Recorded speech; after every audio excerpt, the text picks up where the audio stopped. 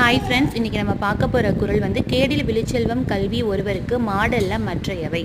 இதுக்கு பொருள் என்ன அப்படின்னா, ஒருத்தருக்கு உள்ள செல்வம், அதாவது வீடாகட்டும், நகையாகட்டும், பணமாகட்டும், எல்லாமே வந்து அழியக்கூடிய செல்வம் தான். கல்வி மட்டும் ஒருவர் வந்து கற்ற கல்வி மட்டும்தான் எப்பொழுதுமே அழிவில்லாத செல்வமாக.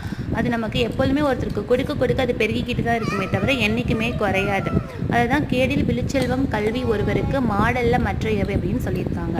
இல்லை, செல்வம் வந்து ஒருத்தருக்கு கொடுக்க கொடுக்க வந்து குறைஞ்சிடும். எப்போ வேணாலும் அது அழியலை. நம்மள்ட்ட நிலையான பொருள் வந்து செல்வம் கிடையாது எப்பொழுதுமே.